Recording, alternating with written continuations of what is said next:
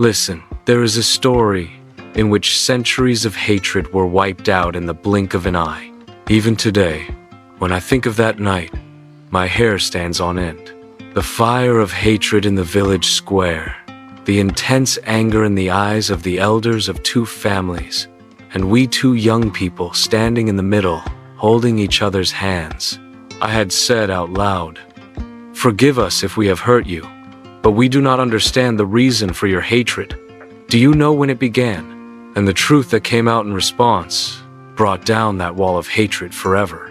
This is the story of me and Emma, and of a day that changed the fate of an entire village.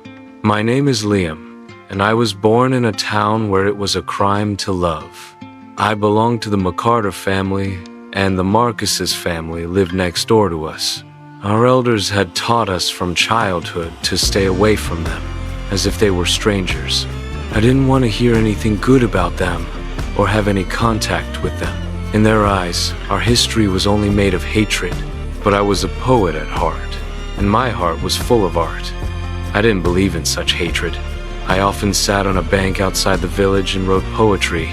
One day I was sitting there when my eyes fell on a bird, which was injured and could not fly.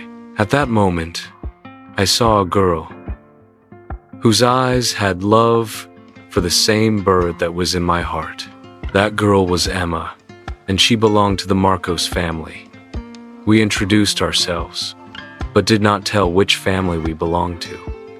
We started meeting secretly every day. We started spending time with each other. Our friendship turned into love. I would have waited for him, and he for me. Our hearts started beating for each other, as no one had ever wanted. But fate played a bad game with us. One day, word spread in our homes about our meeting. Our family's anger reached the sky. They threatened us with dire consequences if we met again. Our hearts were broken, but our love grew stronger. Then, one night, we both decided that we would no longer hide. Love does not stay hidden. Emma and I decided to meet in the village square. Our meeting was an announcement, a challenge to our families. We knew it could be dangerous, but our love had reached its ultimate test. That night, the village square was unusually quiet. There was a sense of fear and anxiety in the air. When we arrived, our families were standing opposite each other. The same old fire of hatred was burning in their eyes. The lines of centuries of hostility were clear on the faces of the elders. I took a deep breath and addressed everyone in a loud voice.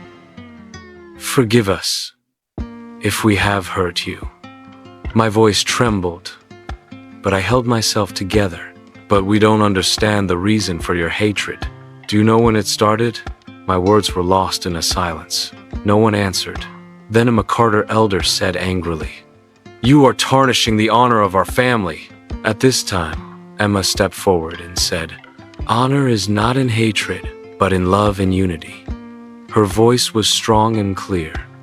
"Liam and I love each other, and that is not a crime." Some of the Marcuses stepped forward angrily at Emma's words.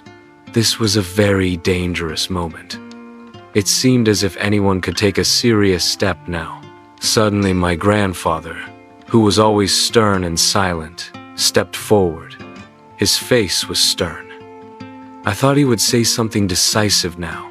Everyone's eyes were fixed on him. He raised his hand and signaled for everyone to be quiet. He went to Emma and took her hand in his. Emma's face had a mixed expression of surprise and fear. My grandfather looked at him and said softly, "Son, where is your father?" Emma's father, the head of the Marcos family, was standing behind. He hesitantly stepped forward. There was intense anger in his eyes. My grandfather called him over to him as well. "Do you remember when you two were friends as children?" My grandfather said, pointing to Emma's father. Everyone was surprised. No one remembered this. Emma's father's face also changed. Instead of anger, his eyes were clouded with sadness. "Your father and I were best friends," my grandfather said, looking at Emma's father. Then one day we both fell in love with the same girl. Everyone was stunned by his words. This was something that no one knew. That girl was Nadia, my grandfather continued. We accused each other, and our rivalry began. But today I realized that the reason for our hatred was only one girl. A girl who could not be either of us.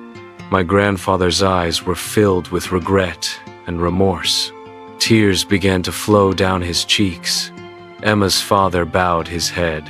My son Liam and your daughter Emma should not be deprived of their love, my grandfather said. Their love must not pay for our hate. After that, Emma's father hugged my grandfather. There were tears in both of their eyes, but these tears were not of hatred, but of the end of centuries of bitterness. On that day, the wall of hatred was broken. The elders of both families bowed their heads and confessed their mistake. The villagers, who had been silent until now, echoed with surprise and joy. The two families pledged love and unity, and from that day on, the village was never again haunted by hatred.